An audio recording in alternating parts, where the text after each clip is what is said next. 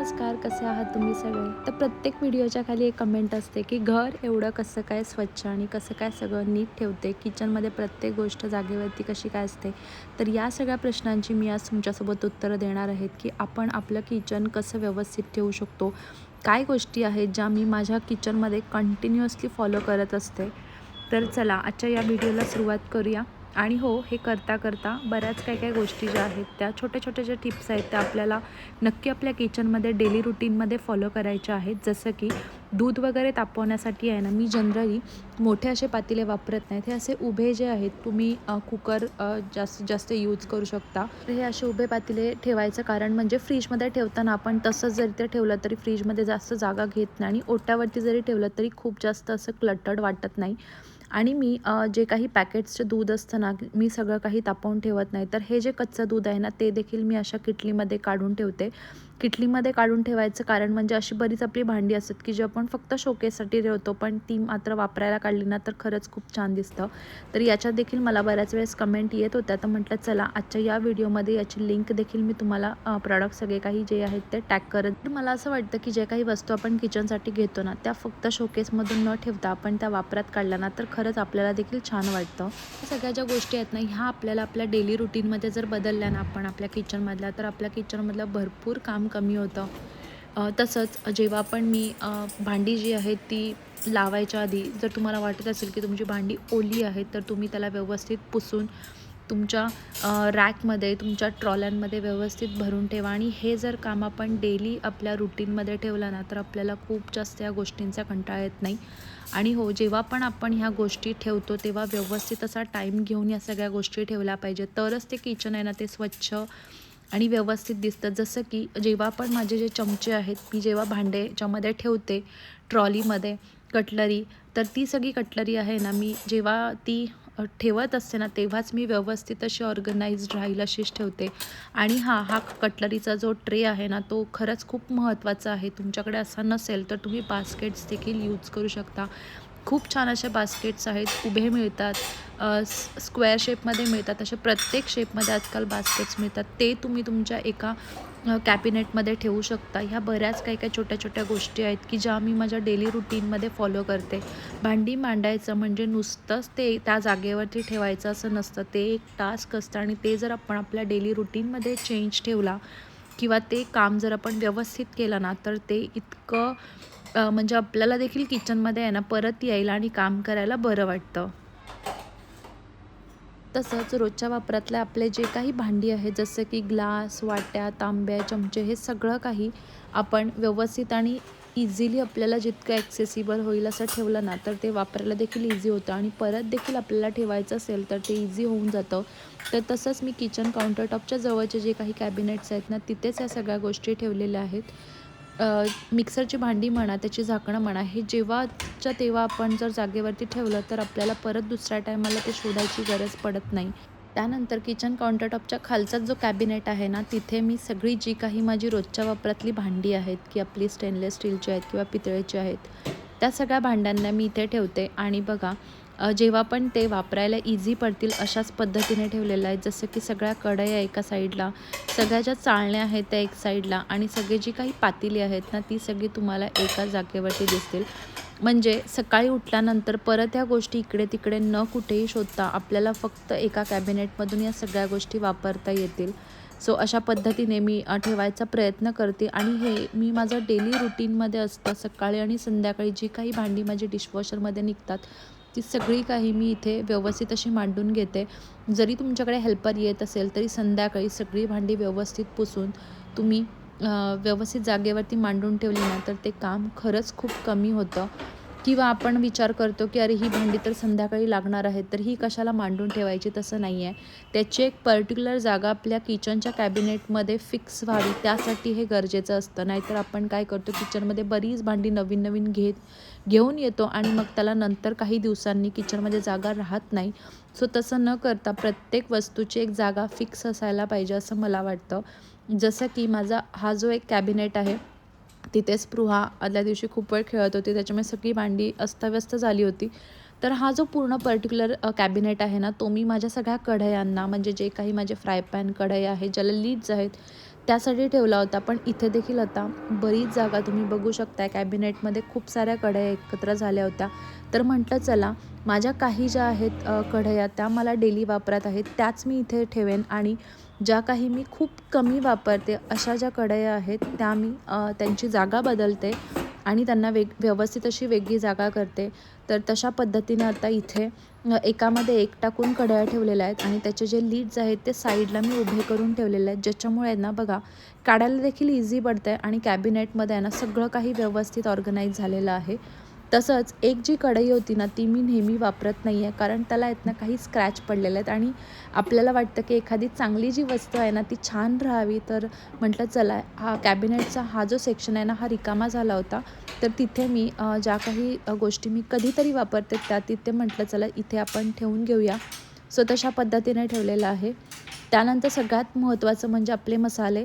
तर माझ्याकडे तरी मसाल्यांसाठी मी या छोट्या-छोट्या बरण्या वापरते. पण जर तुम्हाला अशा बरण्या ठेवायला जागा नसेल ना, तर तुम्ही मसाल्यांसाठी एक मोठा असा बॉक्स ठेवा. त्या बॉक्समध्ये सगळे जे मसाले आहेत, जे काही मसाले तुम्हाला लागतात आत्ता मार्केटमध्ये किंवा ऑनलाईन इतके मोठे-मोठे बॉक्सेस आता मिळत आहेत. तर त्याच्यामध्ये आपले सगळे मसाले जे काही तुम्ही आणत असाल महिनाभरासाठीचे ते सगळे त्याच्यामध्ये व्यवस्थित राहतील.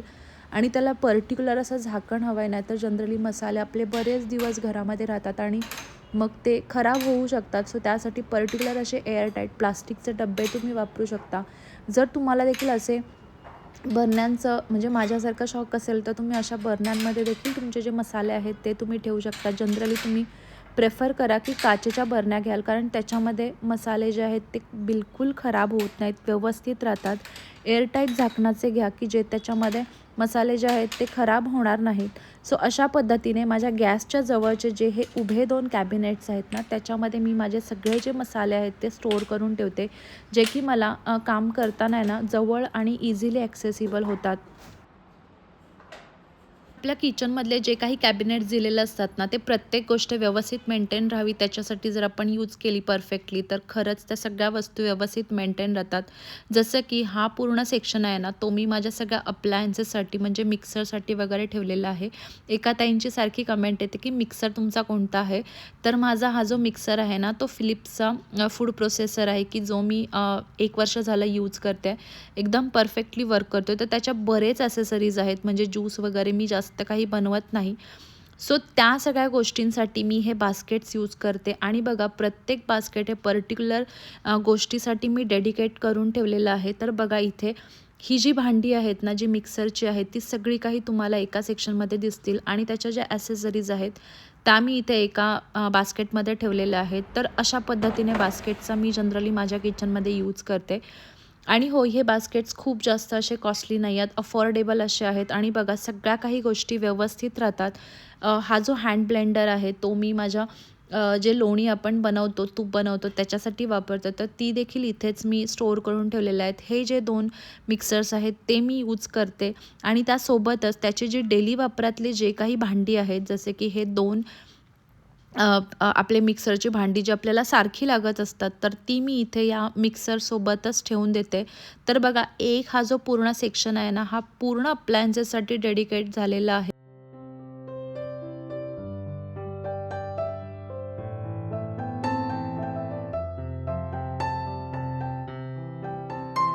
तसंच किचनचे आपले जे स्वच्छ असे नॅपकिन्स आहेत त्याच्यासाठी मी बास्केट्स यूज करते आणि आपले काही कटलरीज आहेत की आपल्याला सारखी-सारखी लागत नाहीत, त्यासाठी एक बास्केट मी ती यूज करते आहे.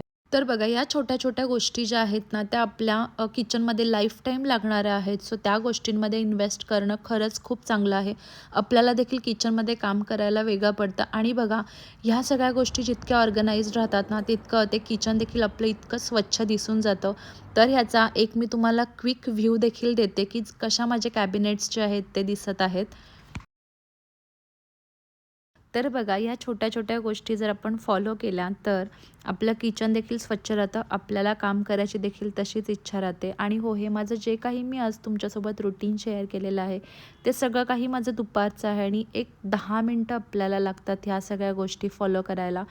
सो ते 10 मिनटं जर आपण दिले, तर आपल्याला परत किचनमध्ये दुसरं काही काम करायला वेळ लागत नाही. सो माझ्या ह्या छोट्या-छोट्या गोष्टी आहेत, की ज्या मी फॉलो करते आणि हो कधीतरी मला देखील कंटाळा येत असतो या सगळ्या गोष्टी करायचा.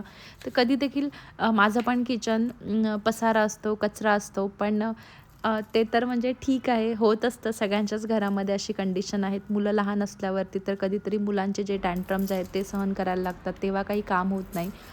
सो ह्या सगळ्या गोष्टी असतात. पण जेव्हा पण काम करायला लागतो, तेव्हा मात्र ते परफेक्ट केलं तर त्याचा आनंद मिळायला पाहिजे, असं काम पाहिजे. सो ह्या छोट्या-छोट्या गोष्टी तुम्ही देखील फॉलो करू शकता. तसंच आता इथे मी ह्या बऱ्याच काही-काही गोष्टी आहेत, ज्या मी ऑलरेडी पण शेअर केलेल्या आहेत. पण नवीन व्ह्यूअर्स आहेत, त्यांना माहिती नाही. त्यांच्यासाठी काही गोष्टी मी इथे शेअर करते. जसं की आपण कांदा कट करताना, टोमॅटो कट करताना किंवा आपल्या ज्या काही पालेभाज्या आहेत, भाज्या आहेत, त्याचा जो कचरा आहे ना, तो लगेचच्या लगेच आपण बास्केट्स त्याच्यासाठी इझी गोईंग असे जर बास्केट्स तुम्ही यूज केलेत आणि ते ओट्यावरती ठेवलेत, तर बघा कांद्याचा जो कचरा आहे त्याच्यामुळे ओट्यावरती पसारा दिसतो, तो होत नाही. सो तो तेव्हाच्या तेव्हा कचऱ्यामध्ये टाकला जातो. आणि बघा हा जो चॉपर आहे ना, याच्याबद्दल देखील मला बऱ्याच वेळा कमेंट येत होत्या. तर चला म्हटलं याचे देखील रिव्ह्यूज शेअर करावेत. एकदम मस्त बारीक असं कांदा कट होतो आणि मेन म्हणजे खूप इझिली आपण त्याला यूज करू शकतो. सो मी आत्ता तो रिसेंटली माझ्या किचनमध्ये ॲड केलेला आहे, जो मी खूप दिवस वापरून आता तुमच्यासोबत रिव्ह्यू शेअर करत आहे. त्यानंतर आपल्याला चपातीला लावायला तेल लागतं. सो त्या तेलासाठी मात्र मी हे जे छोटीशी अशी सिरामिक्सची बरणी आहे, ज्याचं झाकण एअरटाईट नाही आहे, नुसतं वरच्यावरती ठेवलेलं आहे. अशा पद्धतीची जे काही भांडी असतील, ती तुम्ही वापरू शकता. ज्याच्यामुळे आपलं जे काही आपल्याला चपातीला लावायचं तेल आहे किंवा असं लावायचं जे तेल असेल ब्रशिंगनं वापरायचं, तर ते तुम्ही अशा छोटे-छोटे जे काही सिरामिक्सचे बाउल्स आहेत, त्याचा यूज करू शकता. तर हे आपण फक्त घेऊन येतो बाजारातून आणि शोकेसमध्ये ठेवतो. पण त्या गोष्टी जर वापरात काढल्या, तर आपलं म्हणजे जे काही काम आहे ना दिवसभराचं किंवा सकाळचं जे काम आहे ते कमी होऊन जातं.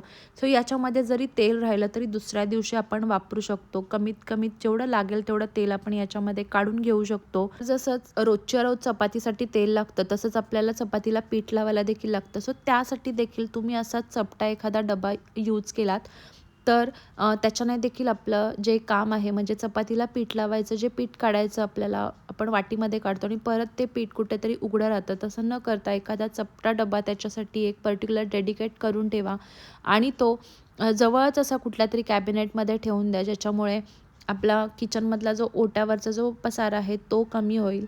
तर या छोट्या-छोट्या गोष्टी आहेत, की ज्या फॉलो केल्या ना, तर आपलं किचन देखील स्वच्छ राहतं आणि आपल्याला परत दुसऱ्या दिवशी काम करायची देखील इच्छा राहते. तर आज माझा थोडासा वेगळा प्रयत्न होता अप्पे बनवायचा. चीज अप्पे बनवायचे होते. तर त्याच्यावरती फक्त मी इथे भाज्या टाकलेल्या आहेत आणि थोडंसं चीज स्प्रेड केलं होतं भाज्यांमध्ये आणि बघा हेल्दी अशा भाज्या तुम्हाला मुलांना अशा खाऊ घालायच्या असतील तर एकदम इझी अशी रेसिपी आहे. तर चला यासोबतच मी आजची व्हिडिओ इथे एंड करते. आय होप तुम्हाला माझी आजची व्हिडिओ नक्की युजफुल राहिली असेल. तर चला मग भेटूया अजून एका नवीन व्हिडिओमध्ये. तोपर्यंत तुमची काळजी घ्या. Take care and bye bye.